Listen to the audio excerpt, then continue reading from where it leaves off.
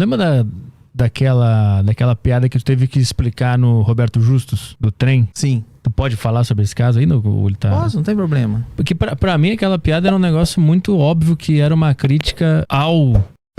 E nunca, claro, óbvio. E nunca um apoio, alguma coisa do tipo. E aqui, eu lembro que aquela entrevista foi muito marcante. Foi um cara da comédia sendo julgado pela sociedade por uma pessoa que não entendia comédia de maneira nenhuma, né? E vendo com os próprios olhos o que você tinha falado. Aquele momento ali também foi um desses marcantes pra você ver que a coisa era mais complicada aqui. Um pouco, porque tava num período também que eu tava começando a tomar pedrada de todo lado. Mas as pessoas comentam essa entrevista até hoje e falam: caramba, mano, você ficou lá quieto, ouvindo e respondeu na moral, o cara mó exaltado, você respondendo sem se exaltar, ele comete até um ato falho ali. Se você lembrar, acho que tem um trecho dessa entrevista que aí eu falo, não, porque piada de loira, né? Todo mundo chama loira de burra, né? Aí ele falou, mas você pode chamar a loira de burra porque a loira não é burra. O que você não pode fazer é chamar o negro de macaco. Eu falei, mas eu não acho que negro é macaco.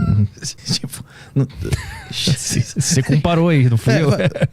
Como assim, velho? Tipo, o que você tá falando? Você pode chamar uma loira de burra porque sabemos que ela não é burra. O problema é você não pode chamar um negro de macaco. Eu falei, eu acho que não é macaco, não. Você tá louco? Tem um ato falho bem... Essa parte é marcante nessa entrevista.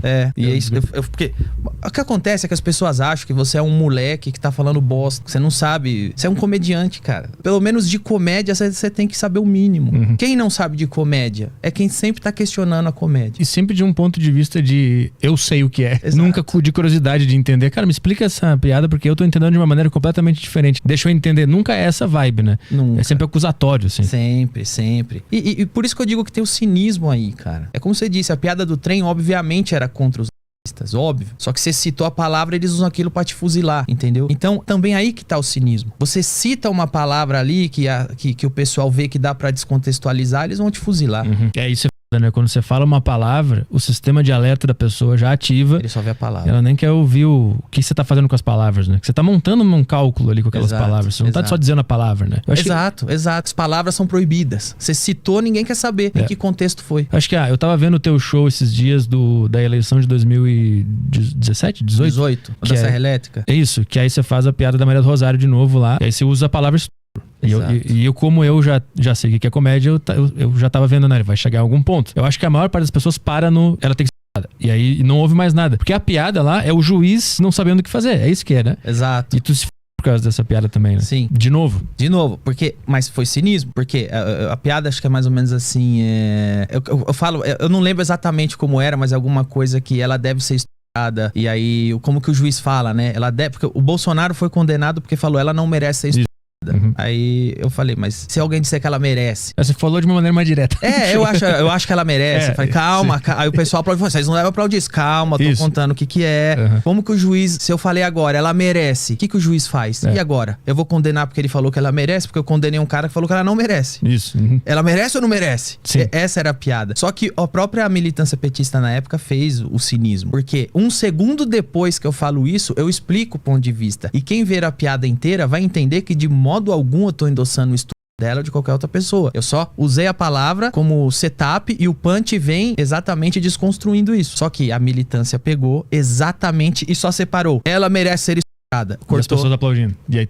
E cortou e disparou. Por isso que eu digo que não adianta explicar o que eu disse depois. Porque o que eu disse depois tá lá agora na íntegra. Todo mundo viu. Eu estava num teatro. Ninguém me prendeu, ninguém me processou. Por que ninguém me processou sobre isso? Não falei nada demais. Só que eles tiram de contexto cinicamente, disparam pra pessoa te odiar. Você entrar na mira de uma militância. Pro cara mandar lá pra agência. Pro cara mandar lá não sei pra onde. Pra você se ferrar. É uma ansiedade. Parece que a pessoa não tá disposta a ver o resultado da piada que você tá bolando ali. Ela não quer ver onde você vai chegar. Ela só vai ouvir a palavra e acabou. É uma ansiedade seletiva. Porque, por exemplo, nessa mesma época, o Gregório do Vivier tava era época de eleição, né? Ele foi no comitê do Marcelo Freixo, do PSOL, fazer campanha. Tipo, eu nunca fiz campanha. Ele estava lá fazendo campanha. Fazer campanha. E ele ri de alguma mulher de um político que apanhou. Isso não virou notícia. Nenhum jornalista pegou esse trecho e compartilhou. E ele não estava fazendo piada. Ele estava comentando.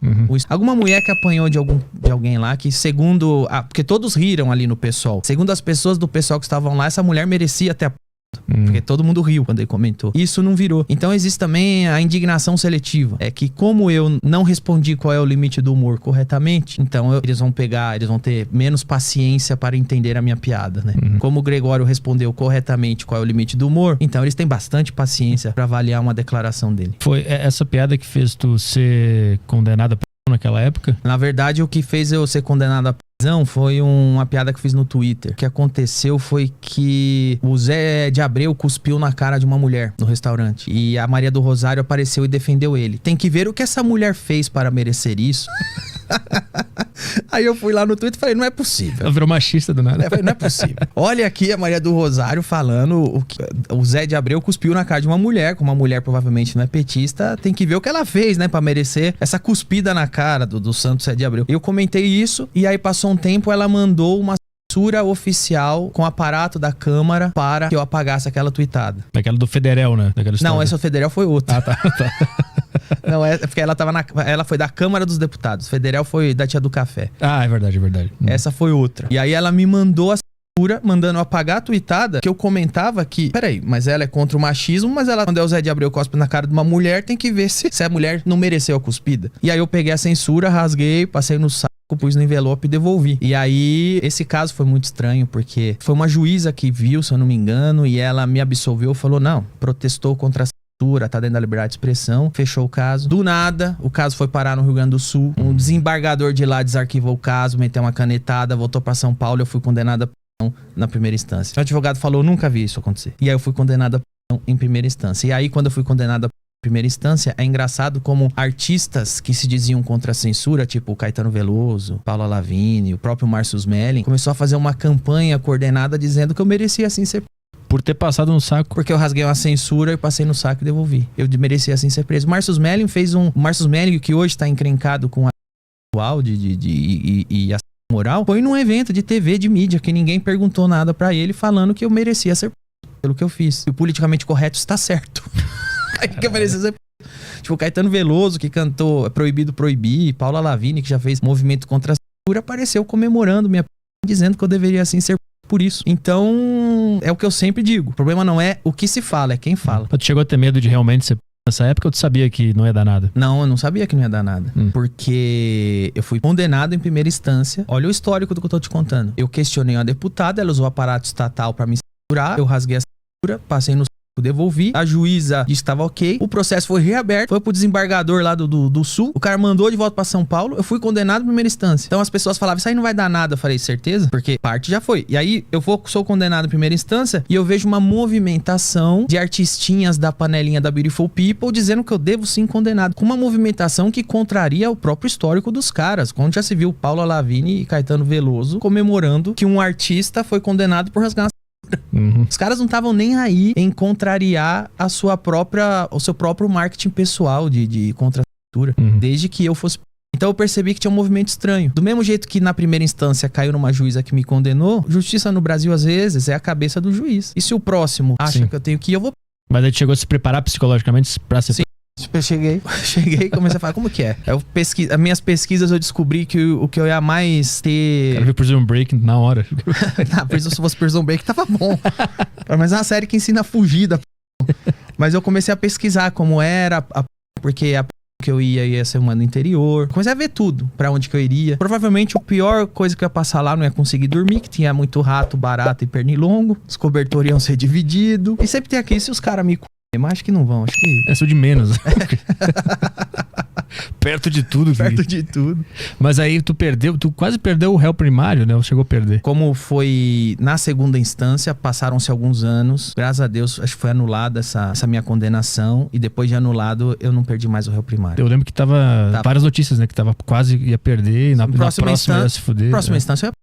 Cara, que loucura. E só que do jeito que foi, quem disse que eu não seria? Tipo, realmente existe uma máfia que controla o... É jogar uma moeda pro alto. Eu tinha 50 chances de ser 50 de não ser.